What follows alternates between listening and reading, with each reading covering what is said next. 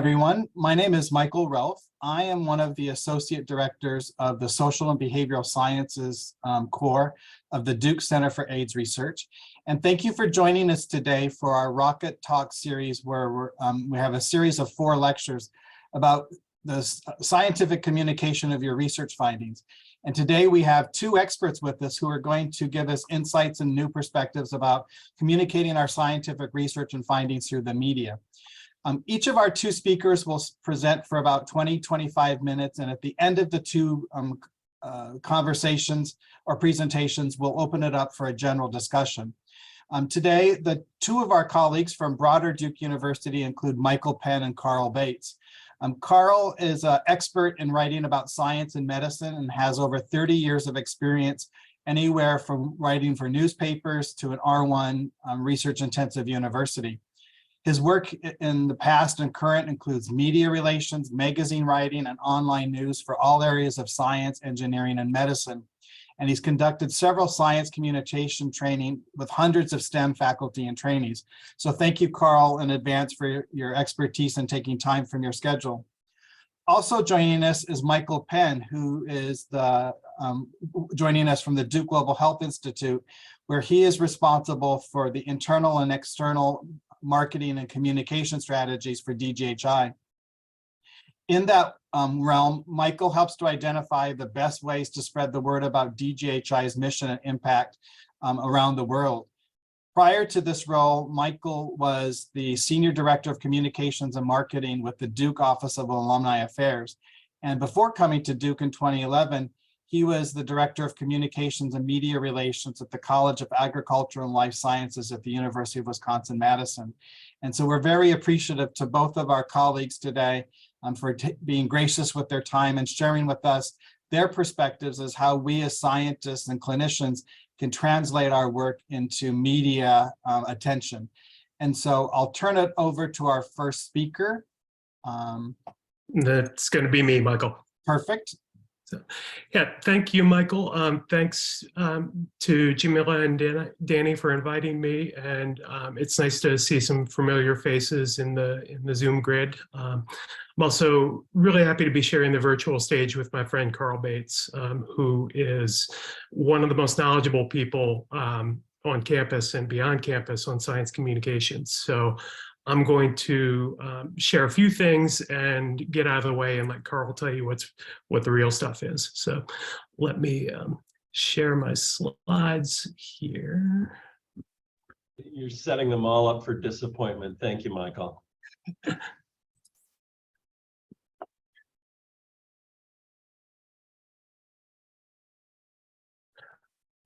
Okay, so what I'm going to do is just make a little bit of the case for why we think engaging with the public is important and share a few concrete tips for things that I do in my communications, that we do in DGHI communications, for engaging and telling science stories to non-scientific audiences. And I wanted to start off by sharing this quote from Albert Sabin, who was the creator of the oral polio vaccine.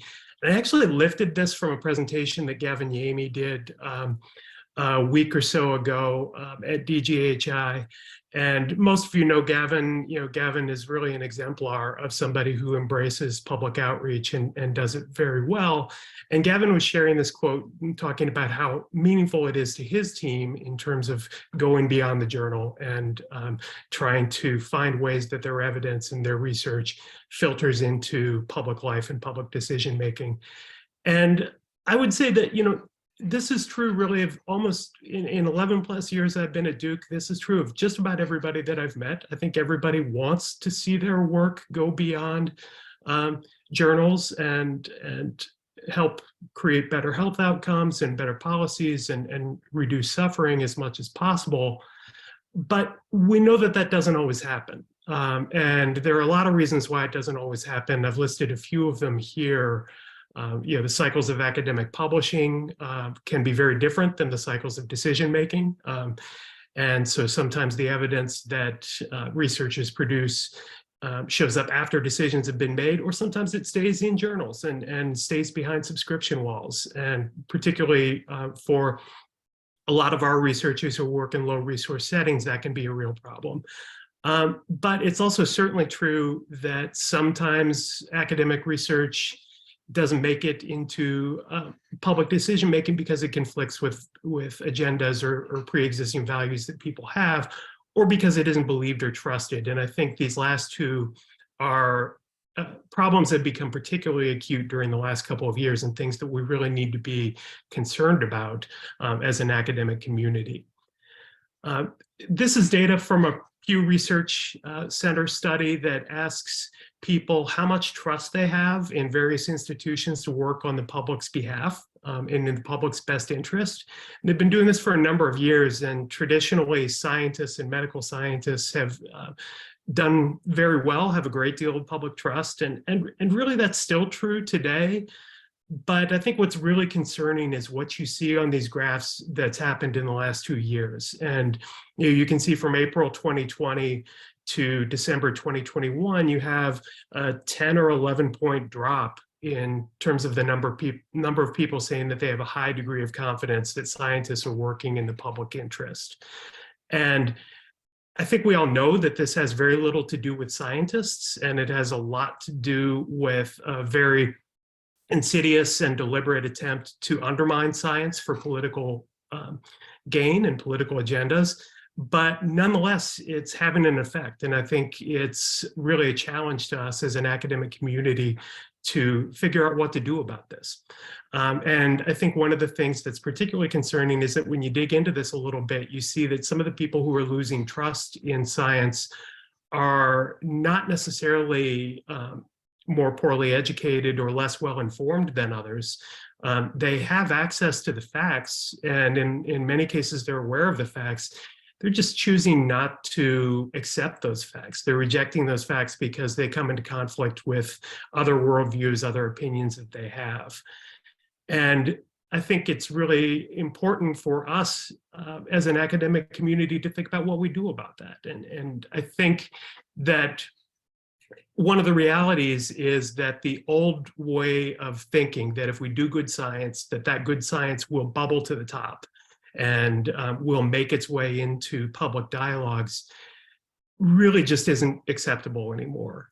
For better or for worse, we need to do a much, much better job at selling our science and selling the relevance, selling the connectedness to public life, and also to sell scientists, to rebuild that sense of trust and credibility in people who are doing this research. And I think that one of the ways that we can do that is by doing a much, much better job in connecting scientists with the public directly, finding ways that scientists can interact with communities and have those dialogues. And there's lots of evidence that suggests that this is really effective. Engaging with public communities certainly increases public understanding of science. It facilitates the translation of science into policy. Gavin Yamey's group has done some great research that shows that this really does happen if scientists engage in the right ways and at the right times with policymakers. The evidence in their research does make it into policy. And I think that it's one of the ways that we can push back against these misinformation and disinformation campaigns. There's some good research, including some coming out of Duke, that suggests that among people who were initially hesitant to get the COVID vaccine, but ultimately decided to get one of the most important factors in changing their minds was a conversation with a trusted medical professional. That one-on-one dialogue is really powerful for people. And I also think that it makes for better science. And there's a report from the American Association for the Advancement of Science that really digs into this, that says that scientists who engage more, and including on social media, really can improve the impact and quality of their research. And I'd encourage you to check that report out. So the good news is that there are many, many more ways to do this than ever before. We're no longer in the era where you have to sit back and wait for a reporter to notice your research and write a story in a newspaper about it. There are all kinds of opportunities for researchers to connect directly with publics through blogs, platforms like Medium and Substack, through social media, through events, through talking directly with the public, and certainly with writing op-eds in traditional media as well. And the benefit of these opportunities is that it gives you much more control over the message. There isn't a middleman who is going to interpret your work. But the bad news is that everyone else has access to these tools as well. And so it's become an incredibly competitive landscape for gaining audience attention. And these are just a few statistics that sort of underscore that. These numbers are a few years old at this point, and I'm not going to go through and explain every one. But suffice to say that all of us are bombarded with literally thousands of messages every single day. And we've developed very sophisticated ways of filtering out what we want to pay attention to. And in most cases, those decisions are being made literally in seconds. And so I spend a lot of my time thinking about, how do I get beyond that wall? How do I tell stories in a way that are going to earn some of that very, very difficult attention from our audiences? And so in the remainder of my time, what I want to do is share with you some things that I've learned, some things that I tried to teach our writers and our communicators about communicating science, particularly with non-scientific audiences, that hopefully will be helpful to you as you think about how you talk about your science and how you engage audiences beyond your scientific community. So 6 tips. Number 1 is the one-sentence test. This is something that I have always used in my writing, and I still use in my writing, and I make my writers do it as well, which is before I sit down to write anything, I try to summarize in one sentence what the main point that I want readers to come away with is. And this is a good discipline because first of all, it makes sure that I understand what the point is, that I can clearly articulate it in a short, concise way. And that it's focused, focused enough to be understandable. And then it also allows me to look and say, well, are people going to care about this? Is this relevant to people's lives? Is it timely? Is it original? Is it something that they haven't heard before? Why are people going to care about that? And if I can't look at that sentence and say, this is something that people need to know, maybe I need to go back and refocus the way I'm framing the research, or find a different aspect of the research that meets that test a little bit more. So a valuable discipline, and highly recommend it. It's not necessarily something that, that sentence sometimes doesn't even appear in the story, but it's just a valuable exercise to make sure that you understand what it is you're talking about and what you really want people to know at the end of that discussion.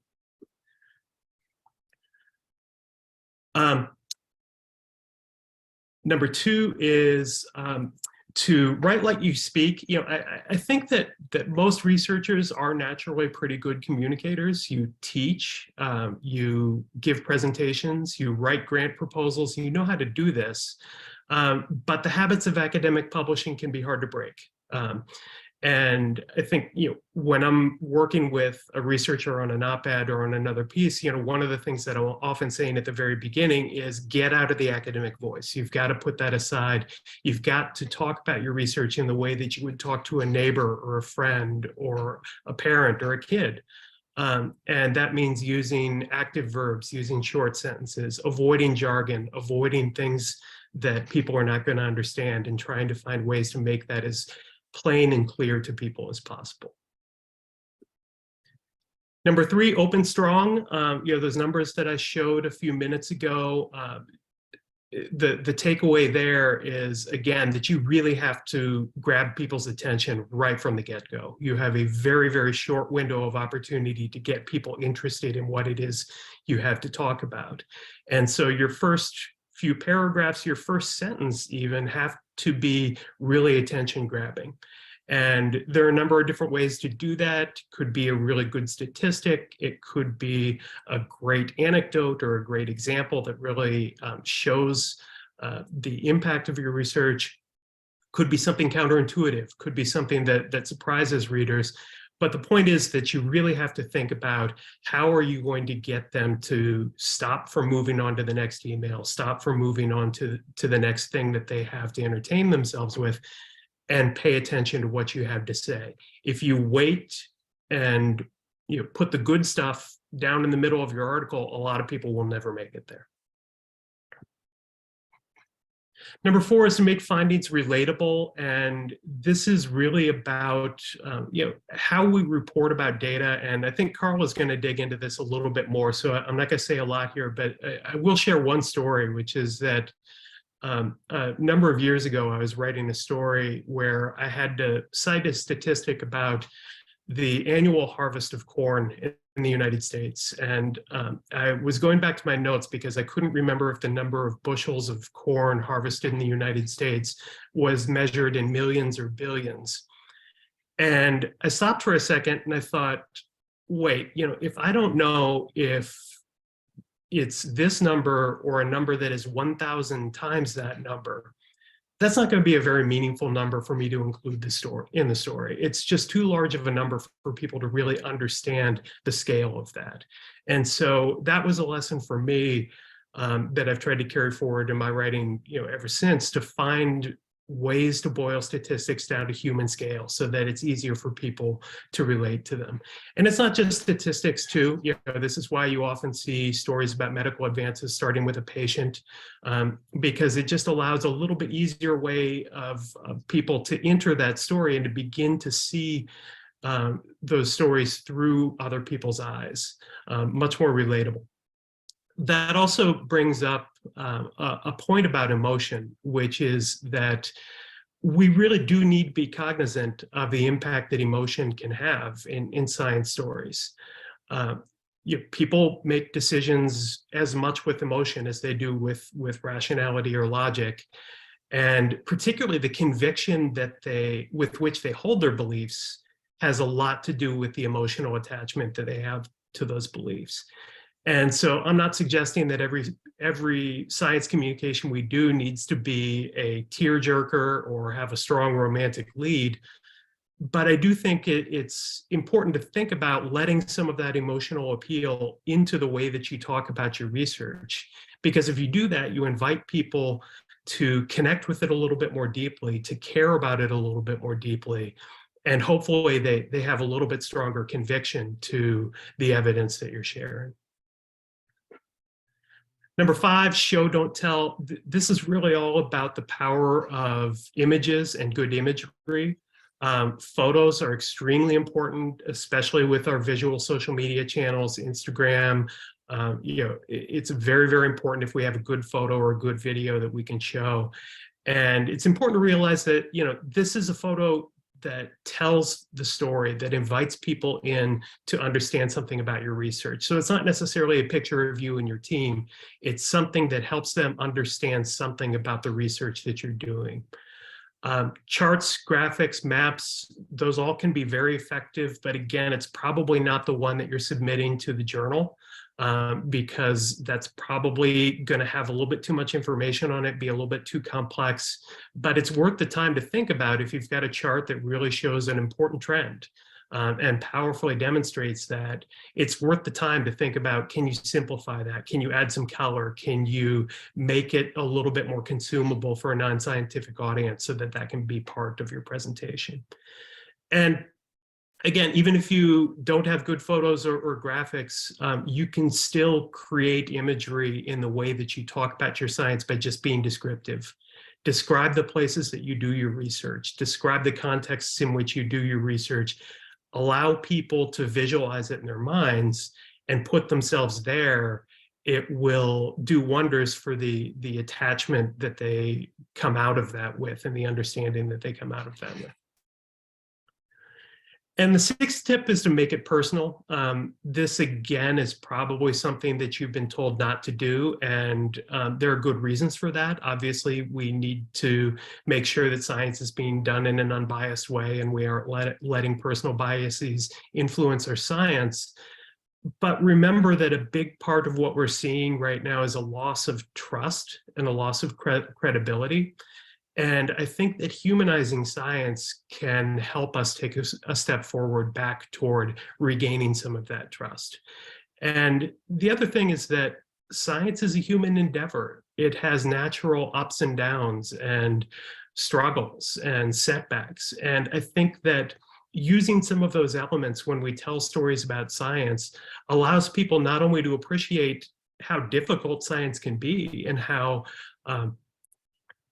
trying of a process it can be, but it also allows them to relate with you as scientists and just the things that you go through and your motivations and your reasons for wanting to do things.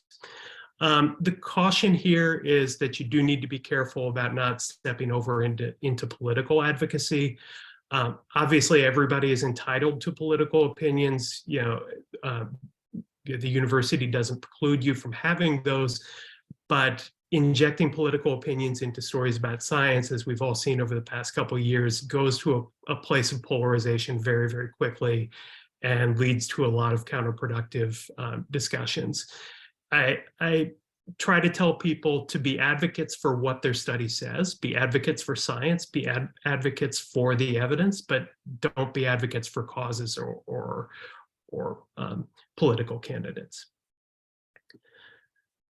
So those are my 6 points. And just before I turn things over to Karl, I just want to close by acknowledging that we know that this is tough. We know that communicating with non-scientific audiences especially takes a considerable amount of time, and it's time that you're not necessarily given. And there are rewards and incentives for doing those things. A lot of you are doing this on your own time, and we greatly appreciate that. There are also risks.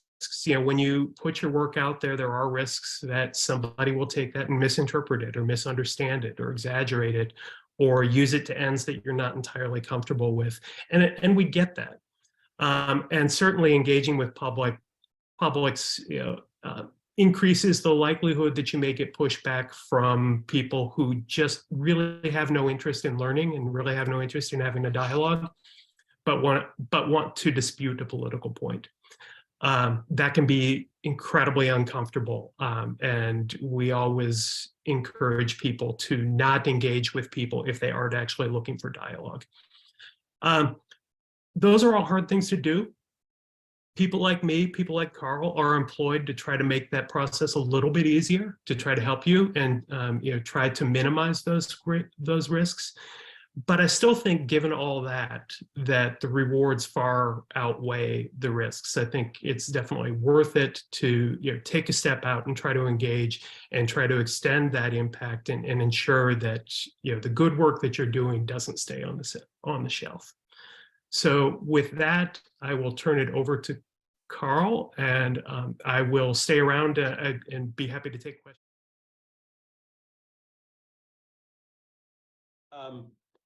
This will sound, some of it, hauntingly familiar, because the advice that Michael and I are providing you with isn't exactly rocket science, but it is very different from what you were taught to do as a scientist and how to communicate, which is all focused on communicating with your peers. And one of the old adages is the data should speak for themselves. I'm a dispassionate scientist. I don't have a horse in this race.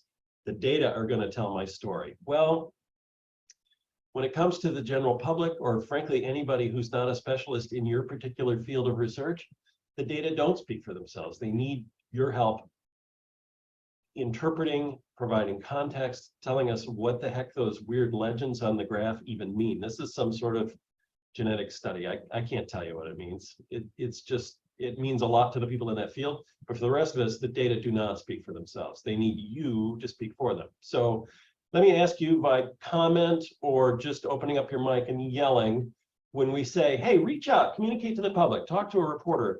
What's your fear response? What is it you're worried about? Oops. So I'll give an example. I'm not so worried about the fear. It's just capturing their attention. That's an interesting one, Michael. That's a new one. Most often people will say, I'll be misconstrued. They won't catch the nuance of it. They're not gonna treat me with respect. A lot of it is concern about how you're going to be received. Being worried about being boring. You're asking a great question, Michael. That's fantastic. The answer to all of those concerns is it's incumbent on you to present a compelling story and to present it in a focused, clear way that's not going to be misinterpreted. If you put raw data or a raw academic paper in front of a lay person and ask them to figure out what it means, chances are they're going to miss the mark, right? It's incumbent on you, the sender, to boil it down for them. And as Michael says, see if you can get it down to a single sentence. Unfortunately, we as humans, that's kind of how we like to roll. We like stuff packaged and tight so that we know whether we're going to pay attention to it. So, Karl, we have some comments in the chat. Oh, okay, good. I lost the comments when I went to presenter mode. Go ahead. That's okay. So one is, in addition to what Michael stated, we also have saying something wrong, as well as showing too much of their own opinion or veering too far into the advocacy realm. Okay, good. Yeah, it's interesting to be working with HIV/AIDS people because advocacy and the science have always been right next to each other. Saying something wrong is Amy. Okay. Again, I think the prescription there, Amy, is to have a plan of what it is you want to say. And if it comes to talking to a reporter, for example, which I'm going to hopefully touch on towards the end here, it's all about having a plan of what you want to say and not necessarily responding to the exact question they asked, but answering, as we say, the question you wish had been asked. So here's the first thing to understand about, usually when we tell scientists, I'm sorry, the baseline attitude of a lot of scientists is, oh, if they only understood this better, they would agree with me. I'm going to help them understand all the data that drives climate change, and they'll get it. I'm just going to fire hose this stuff at them. More facts are going to change people's minds. Unfortunately, humans don't operate that way. This is something we call the deficit model, and it's been shown time and time again not to work. You cannot just shove stuff at people and expect to change their minds because of all kinds of psychology that we don't have time for, but confirmation bias, group identity, all these other things that are at work in the denialism about COVID and vaccines. There's lots of forces at work there, and humans, unfortunately, will band together and stick their fingers in their ears and avoid the uncomfortable truth if something else makes them feel better. So just informing people into a new frame of mind doesn't work. All right, so let me talk about 4 tools. Michael had 6. I'm going to underbid him here and offer you 4 things to think about. The structure of what you're saying, the language you use, we touched on, the numbers you use, we'll go over that again, and the use of narrative or story. Humans love a good story, and even though you've been trained to not use anecdotes, anecdotes are exactly what you need for communicating with non-scientists. So first, structure. This is Karl's first rule of science communication here. You're in for a treat. This is the structure of a typical academic paper. It starts with a very broad, the introduction, the background, you talk about your methodology, you go through the different experiments you did and the results, you have some discussion about what happened, and then at the very end of the discussion, maybe, bottom of page 12, here's what we found. That's that upper pyramid. That's the shape of, and frankly, a lot of science courses are taught this way. A lot of lectures are structured this way, and your papers are all structured this way. I have to give you all the parts and pieces of the story before you can appreciate my finding. That is a trap that science has fallen into, again, in this effort to be dispassionate and removed and to offer all of your evidence. You lay all your cards out because in scientific communication, you're asking your peers to bang on it and see if they can break it. Let's see if I'm right here. I'm going to show you everything I got, and here's what I think it means. See what you can do. Unfortunately, the public, as Michael Ralph suggested, can't quite hang with that length of discourse. They're not going to be very interested if you start out on the history of the field. They want to know, what'd you find? That's the point. That's the tippy point, the very last page in the discussion. That's the thing you want to start with. Just think about flipping that whole paper on its head. Here's what we know. Here's how we know that. And here's why you, dear person, should care about that. That's always important too. It's the relatability thing that Michael talked about. You have to connect things to what your audience cares about. It's never about you. It's about their mindset, their frame of mind, the things they value and consider important. the concepts they understand. So anytime you're presenting your work, think about who you're talking to and can I get this down to just the kernel? What's the one thing I want them to know? Literally one thing. There's something in the chat I see.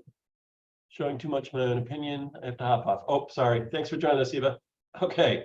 I interrupted myself. Here we go. Point number 2, language, jargon.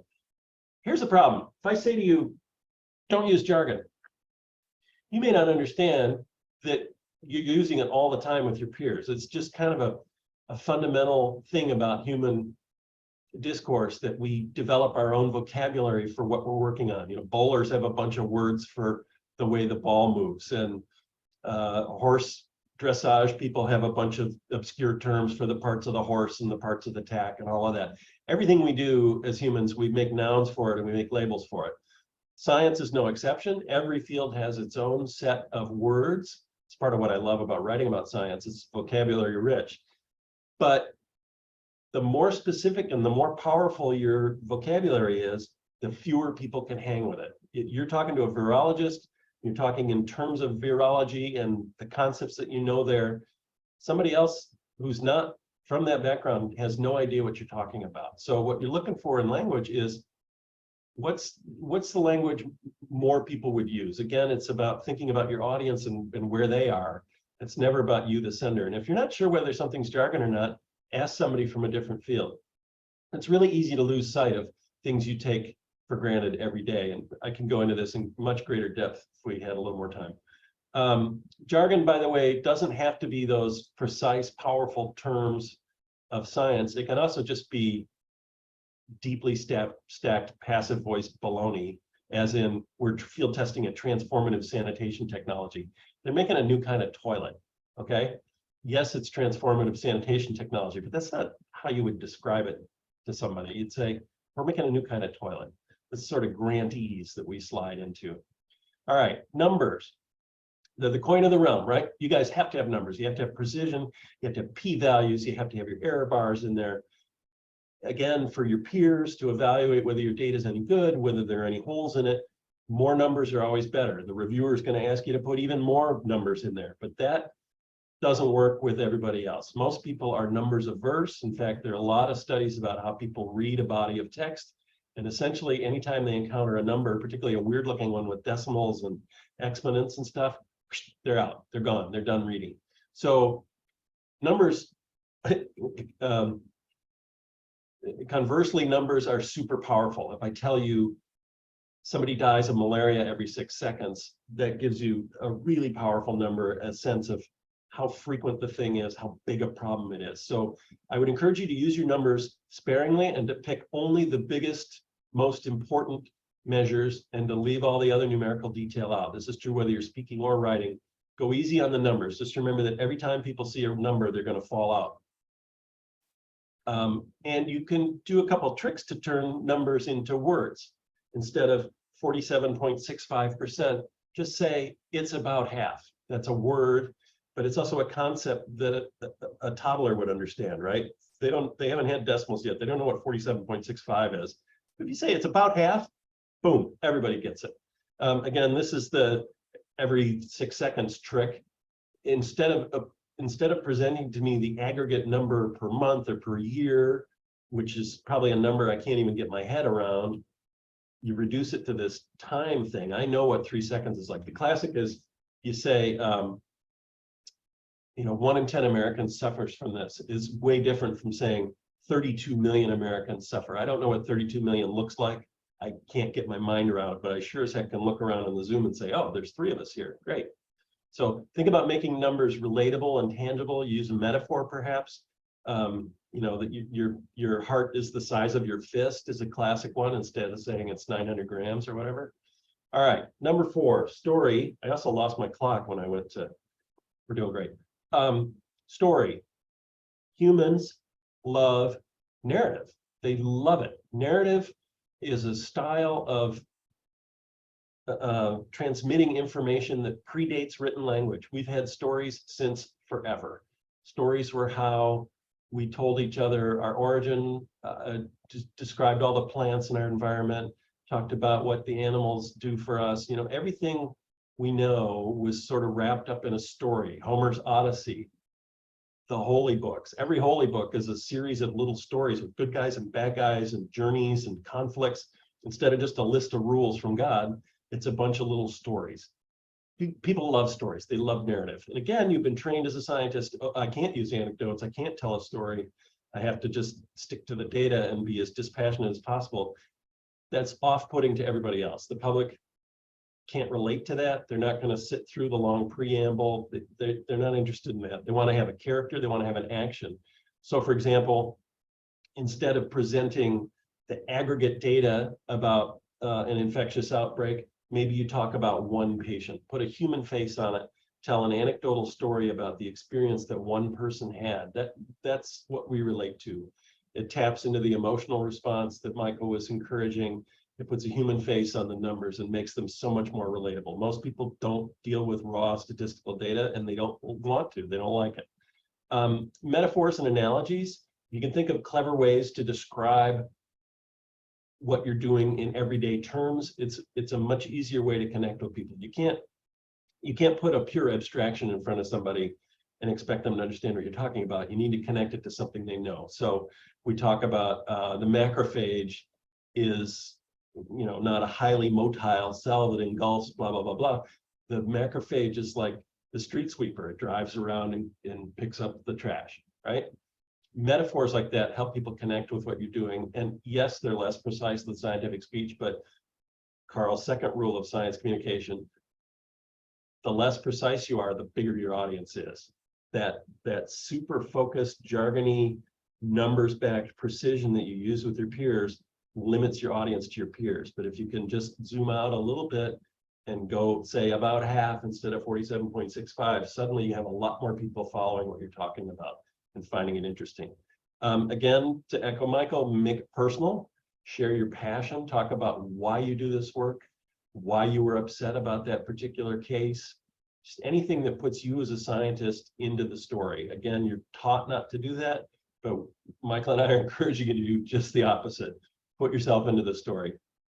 And always, of course, remember the so what. Why would anybody care about this? Sometimes that answers a number, sometimes that answers an anecdotal case, sometimes that is bringing it home to them. You should care about this because you have the potential to be involved in this problem, and we don't want that to happen to you, right?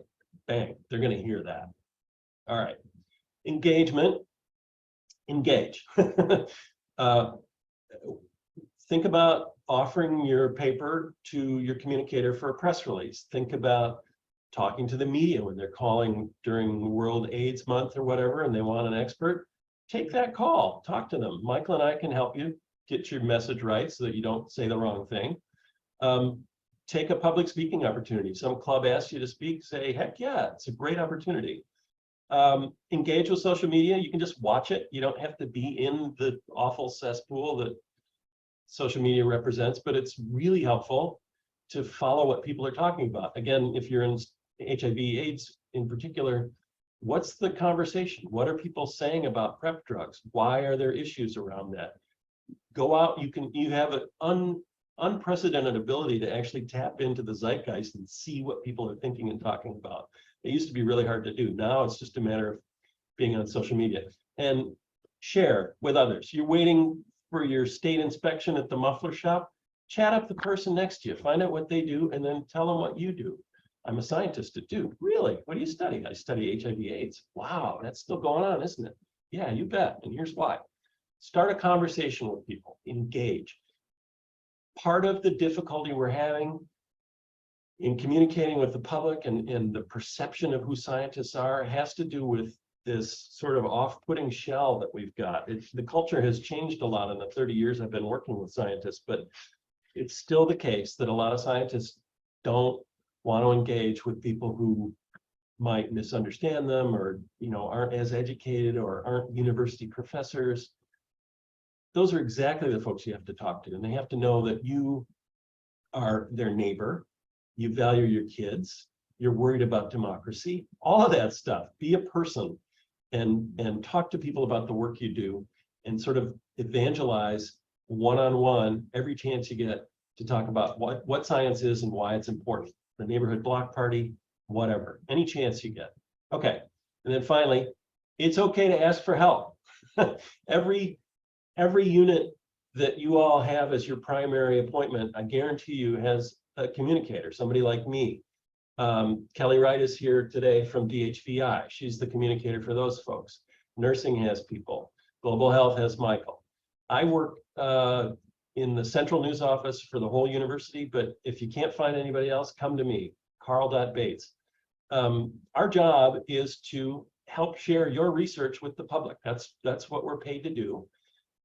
We understand the do's and don'ts. We understand the pitfalls, but we also understand the importance of it. I've devoted my career to helping scientists explain what they're doing to everybody else because they're paying for it, right? We almost have an obligation because of most of our funding comes from the public and the taxpayer.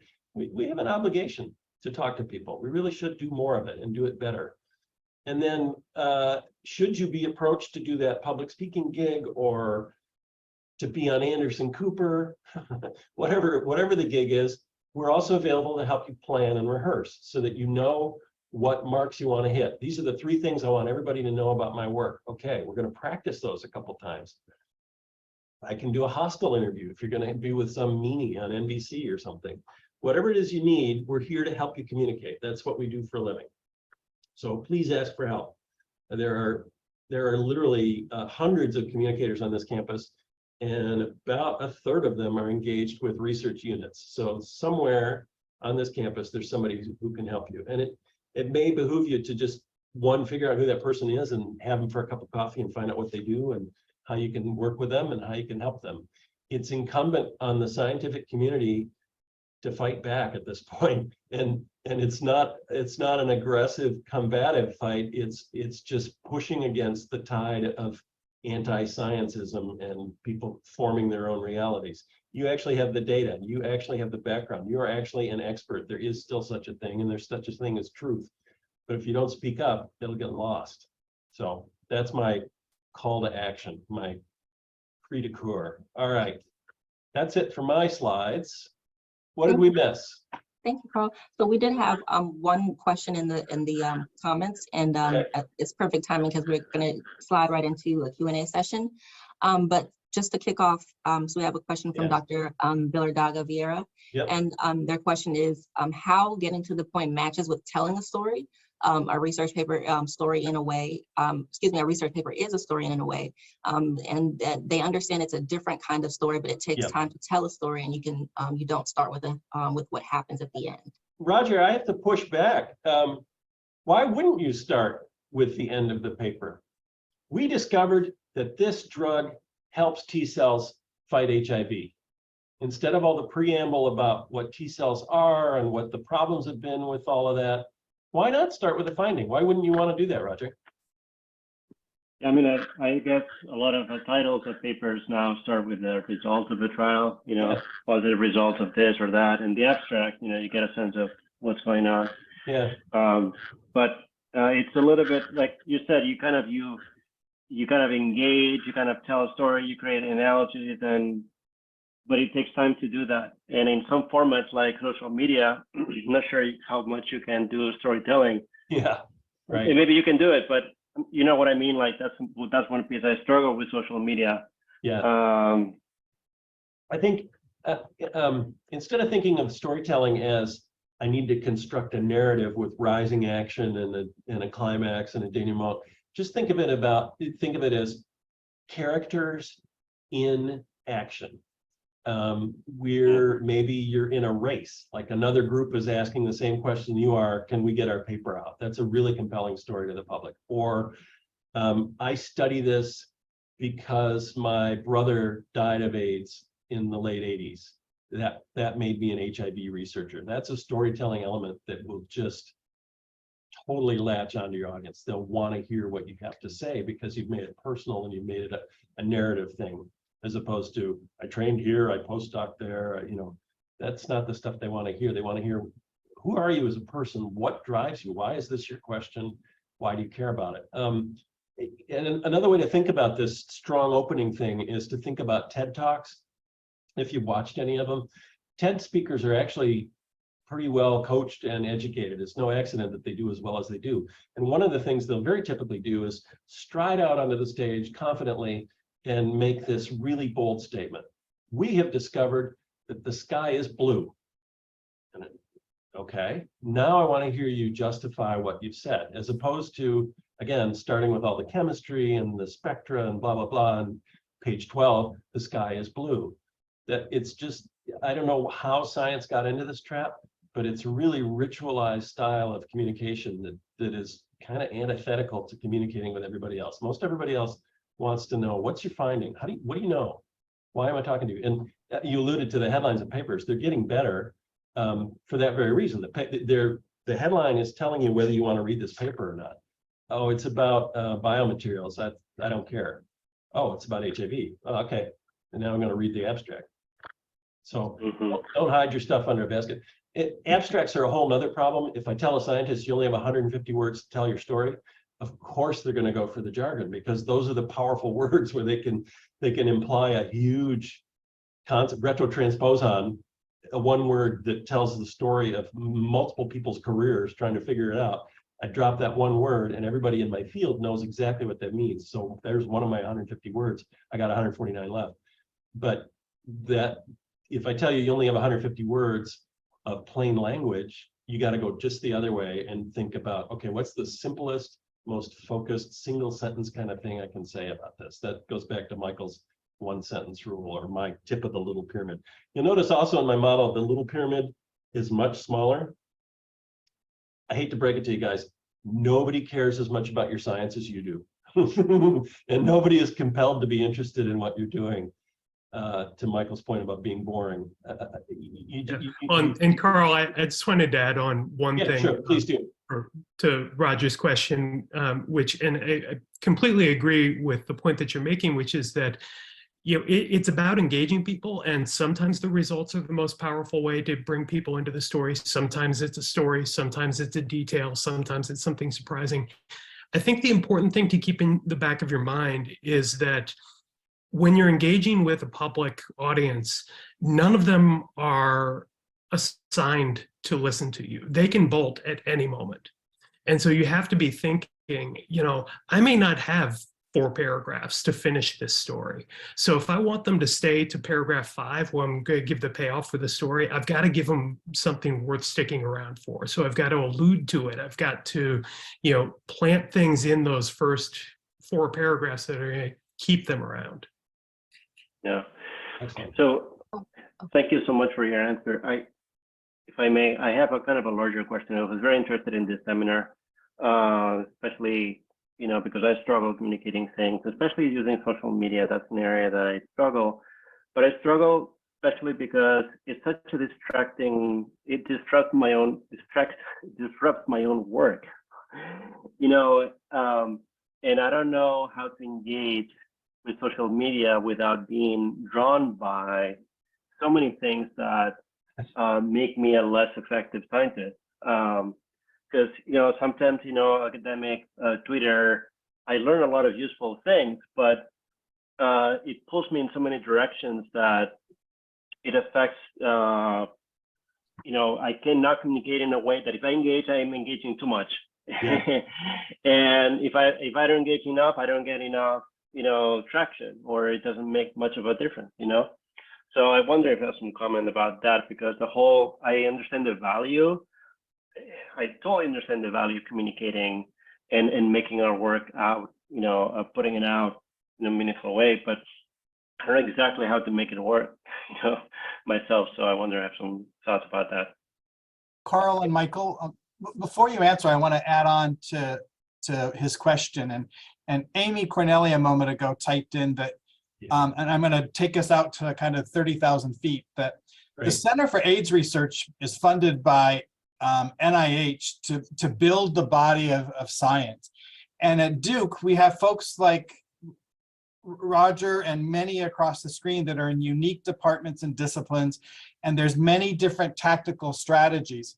And as the question's posing, we can get sucked into just managing our social media, but how does an individual kind of manage it? And then from a broader sphere, how would the Center for AIDS Research have a coordinated media strategy where we have folks across maybe more than a dozen different departments or schools doing the science? Yeah. That's a decentralization problem. It's one that we faced for many years in brain sciences here. We had brain scientists in 20 different units, and we ended up 2 years ago hiring a PhD neuroscientist whose job is anything related to brains. And so he doesn't care about the political divisions. He's just interested in the topic. And that may be something you might consider as a part-time person, or maybe a work study student. Just watch all the papers coming out and try to do like a monthly digest or every 2 weeks. A lot of units use a newsletter, most of which are too wordy for my taste, I'll say. But you know, that's one way to sort of aggregate. Because your group is decentralized and spread all over, it's hard to know who's doing what. Certainly, if you have a unit website, everybody who's part of CFAR should be encouraged to share their papers. You can at least put the abstracts of papers there, and people can go to one place to see what's going on in AIDS at Duke. It is a sticky problem, Michael. It's usually solved by hiring a communicator and tasking them with just that thing, but of course that's money, right? And your NIH money may not cover that sort of thing. NSF has this concept called broader impacts, where you can literally say, as part of this grant, we're going to hire a communicator, and she's going to run a newsletter, she's going to build a website, blah, blah, blah, blah, blah. They will fund that, but I don't think NIH has that yet. So that goes to Amy's question too. How do you do this? Well, you have to figure out some way to get your arms around all the activity of the group and then distill it down into a stream that somebody could follow. Instead of pointing them to 20 different places to find what they need, somebody has to aggregate it and say, this is what CFAR is up to today, or this week, or this month, or this year. You might consider an annual report. That's sometimes a good way to do it. It wouldn't be the freshest results, right? Some of the stuff would be 11 months old, but sometimes an annual report is a great way to go. Here's everything we published. Here's the money we brought in. Here's what we learned. This is what we figured out. I don't know if that's helpful or not. It is. Social media, I totally agree with those of you who say social media is a sand trap. Absolutely. Yeah. My weakness is Instagram. I look at it, and then an hour has gone by, and my phone is telling me I'm out of data and I'm out of energy. It's like, whoops. And I might just offer one suggestion on social media, which, because it can feel giant and overwhelming, and if you go into it with the idea that you're going to be the person that responds to everything, you're going to set yourself up for failure very quickly. And I think picking your battles and trying to find maybe one place where you feel like you can add a voice in that's useful. You know, I have seen people who have limited themselves basically to like trying to interpret statistics in the news and saying, you know, here's how this news story incorrectly interprets this statistic. You know, find something that aligns with your expertise, but you feel like you can do and you feel like is manageable. That may be sort of a smaller way to get into it. Yeah. In terms of tools, you might also consider something like Hootsuite or TweetDeck, where you can make a different channel for each idea that you're following, whether it's a hashtag or an @ sign or a group of people. And on a single screen, you can see all those in lanes. You know, I want to read about the T-cell people today, and there's all their tweets lined up. That's another way to sort of containerize it. And then on top of that, I have a friend who has software on her Mac that literally keeps her out of Twitter between certain hours of the day. She's locked herself out like a kitty lock. And that works for her. Even though she knows she's doing it to herself, it's enough to just keep her from clicking on that icon and getting sucked into the wormhole. Michael or Karl, in our last minute, maybe another question that you could give us guidance. Most of us on this call, you know, are scientists and clinicians who every paper we publish, it's like, this is the greatest paper ever. It's going to make a difference. What guidance would you offer to us to say, this is a really important paper that Duke should proceed in issuing a press announcement? What are some parameters to help us make that determination to reach out to get guidance? I advocate send everything to us, Michael, and we'll sort it out. Okay, Because the filter, the public attention news judgment filter is very different than the scientific import one. And I get my wrist slapped all the time for telling people I'm not going to do a press release on their paper. It's not because it's not in Nature and they're a super endowed chair and all that. It has, none of that matters. What matters is this something that the public will relate to? Again, is this something that our audience finds important, will understand intrinsically? Do they get it? And rather than trying to teach you guys how news judgment works, I ask that you share everything with us and just know that we're not always going to say yes, and that the thing that you're super excited about may be a non-starter for the public. But conversely, there may be a side project that the postdoc did that only cost $4,000, and it's a great story, and we want to do that. right. It's a totally different filter, and I'm constantly writing very diplomatic emails to very excited faculty about why their paper, though it's super important, is a non-starter for the public. Right. I would second that, you know, send us everything. But the other thing that I would say is that the public interest is not necessarily a fixed thing in time. Yeah. The public gets very interested in certain concepts because things happen, current events, news arises. You know, there's a point at which the public really wants to know what herd immunity is. And that's a point when we can tell that research. So if we know about it, maybe the timing comes when we can say, this is the right time to tell this story. Yeah, there are all kinds of timing pegs. A couple of years ago, we're still beating our foreheads over this one. A couple of years ago, somebody had a really great paper on fatherhood in penguins, and it came out a week after Father's Day. So we couldn't do anything with it. Had it been 2 weeks earlier, we would have totally dominated the airwaves. Once Father's Day is passed, whoop, there goes that story. We run into that kind of stuff all the time. Yeah, the public can be kind of fickle and it changes, but again, it's my job to understand that and try to anticipate it and try to get your stuff the best ride we can get for it. Karl and Michael, on behalf of everybody at the Center for AIDS Research and Jamila, we'd like to thank you for coordinating today. But Michael and Karl, thank you for your wisdom, and I love the kind of 6 and 4 points of consideration, and we'll make sure that we share that with our colleagues. And you've been gracious with your time, and we're very appreciative. And to the other folks on the call or the Zoom meeting, You're welcome. This is the beginning of a series, and we welcome you to future series. And as a reminder, one of the activities of the SBS Corps is to assist with grant proposal development. We have sessions where you just want to flush out an idea and think how it might develop into an application.